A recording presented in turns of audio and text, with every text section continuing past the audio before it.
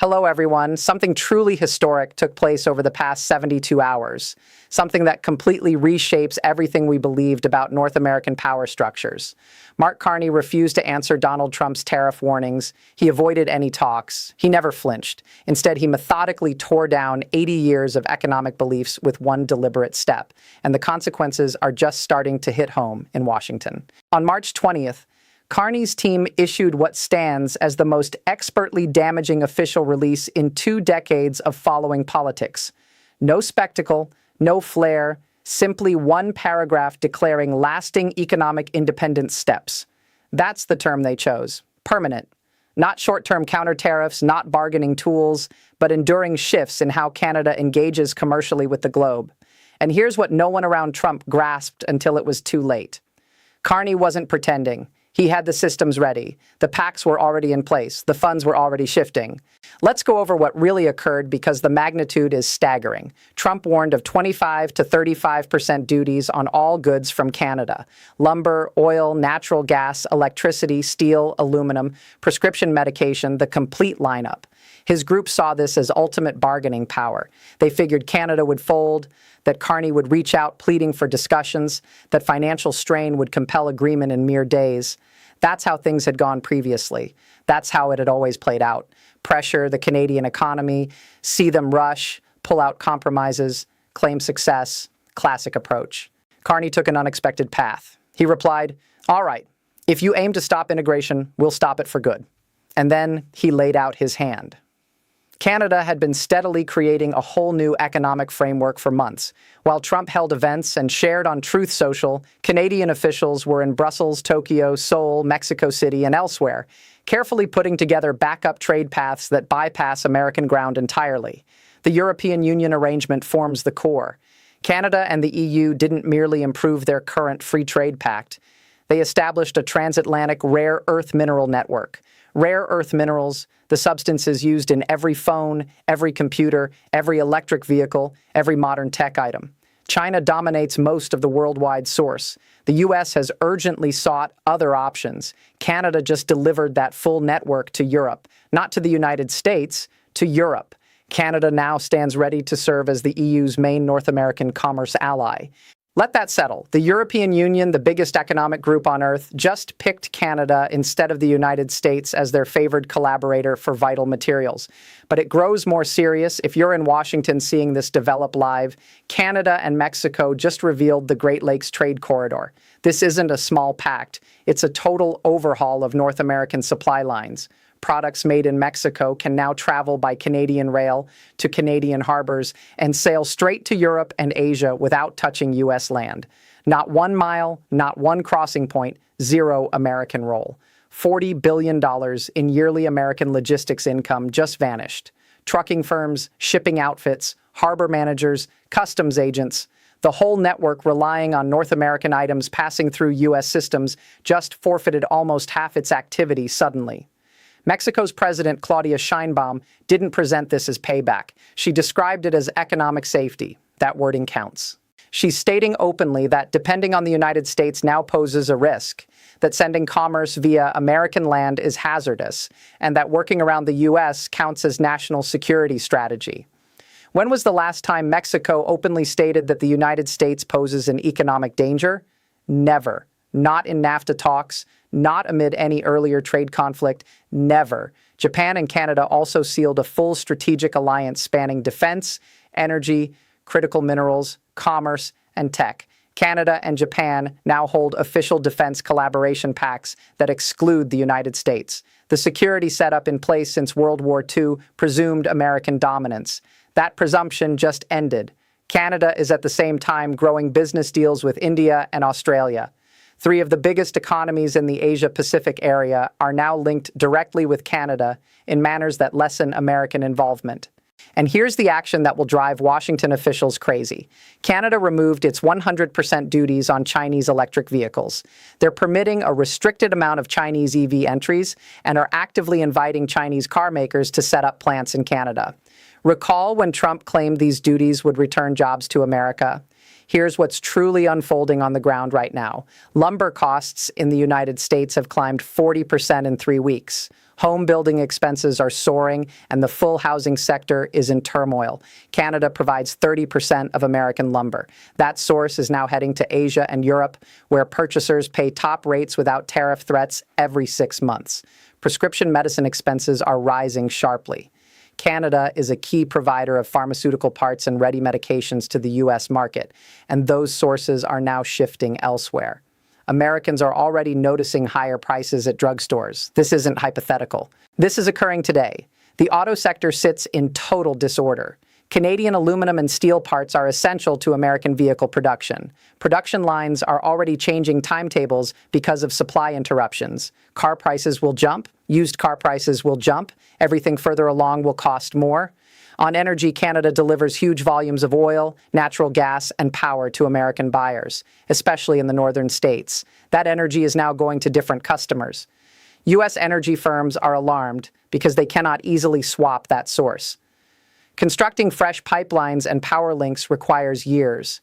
Canada is selling that energy to Europe and Asia immediately today at rates that render American tariffs pointless. $800 billion. That's what Canada is committing over the coming 10 years to infrastructure backing this fresh trade setup. Harbors, rail networks, roads, energy hubs, data facilities, and production sites, all built to direct Canadian products to markets beyond the United States. And here's what ought to genuinely worry American decision makers. Canadian retirement funds are funding this. Canada shifted local pension resources toward domestic infrastructure as a safety concern. They're not seeking loans from global markets. They're not relying on outside money. This is funded from within, which means no external pressure can force them to change direction. This is permanent. Carney picked that term on purpose. This isn't a bargaining stance. It's a strategic redirection of the Canadian economy that will endure for decades. The Canadian dollar rose 4% versus the US dollar in 3 weeks. Currency traders look ahead. They factor in coming outlooks. The loonie advancing on the greenback indicates that investors see Canada's economic standing improving while America's weakens. Historically, the Canadian dollar moves in step with the US dollar due to tight economic ties. That link just snapped. The currency market is declaring integration has ended, and Canada is the victor in this split. Applications for Canadian permanent residence from American citizens have surged 900%. Talented employees, experts, and those with choices are examining the situation and selecting Canada. This is the reverse of brain drain. It's brain gain for Canada at America's cost. Human capital ranks as the top asset in a modern economy. Canada is drawing it in. The U.S. is losing it. Here's what Trump and his group basically failed to see. They believed Canada relied on the United States more than the U.S. relied on Canada. They believed location closeness and past ties created lasting reliance. They believed warnings would succeed because they had always succeeded earlier. Carney challenged that bluff, and he possessed the systems to support it. Trump's bargaining power vanished the instant Canada proved it could succeed without American buyers. Every warning now worsens things for the U.S. Every increase pushes Canada further into ties with Europe and Asia. Every duty raises expenses for American buyers and firms, while Canada redirects sources to customers who aren't issuing economic conflict threats. Trump cannot prevail here. No outcome exists where he emerges stronger. If he yields, he appears feeble, and Canada retains the fresh trade links anyway. If he intensifies, American costs soar, and partners observe the U.S. harming its own economy from resentment. If he stays idle, Canada's new economic approach succeeds and sets the example for other nations seeking to lessen reliance on an ever more unpredictable American market. The whole world is observing. Every nation that has faced American tariff warnings is seeing Canada succeed at creating an option. South Korea is observing. Japan is observing. Vietnam is observing. Even European partners are observing and reviewing their own supply security. This is the sharpest blow. The United States is now seen as an undependable commerce ally. That image takes decades to earn and seconds to ruin. Canada didn't invent that story. Trump invented it by issuing tariff warnings nonstop, handling trade pacts as throwaway, and wielding economic ties as tools. Carney simply replied to the situation Trump formed, and in doing so demonstrated to every other nation precisely how to manage American economic warnings. Don't counter, don't bargain, just construct around them. View the U.S. as a choice market instead of a required one. Diversify so forcefully that American power vanishes. That's the new approach. And Trump authored it by acting so forceful and so erratic that other nations had to prepare for a time when the U.S. isn't key to their economic safety. Carney avoided furious addresses. He didn't insult Trump. He skipped the dramatic exchanges that cable news loves. He simply moved silently, smartly, successfully. That's what renders this so destructive. There's no spectacle to report, no slight to examine. There's only the methodical breakdown of beliefs, the careful building of options, and the precise reckoning that Canada's coming success doesn't demand American partnership. That signal echoes well past Ottawa. It echoes in Mexico City, where they just agreed to redirect $40 billion in commerce. It echoes in Brussels, where rare earth minerals were locked in without American involvement. It echoes in Tokyo, where defense ties were set without Washington's part. The time of U.S. economic merging has concluded, not because Canada opted for conflict, but because the United States rendered itself an undependable partner, and Canada replied by creating a future that doesn't hinge on American steadiness. The coming months will matter greatly. Trump is trapped. He cannot retreat without confessing complete loss. But every day he keeps these duties, more American firms hurt, more supply lines fracture, and more expenses climb for ordinary Americans. Canada, on the other hand, is carrying out the strategy. Fresh commerce amounts with Europe are growing each week. The Mexico route is running. Asian links are strengthening. Infrastructure commitments are advancing. Every week that goes by makes the new setup more fixed and tougher to undo. American bargainers will eventually come back to discussions. They must. But they'll discover that Canada's bargaining stance is now entirely altered. Carney doesn't require American buyer access like earlier Canadian heads did. He holds options, genuine options, active options. That transforms everything about how these talks proceed.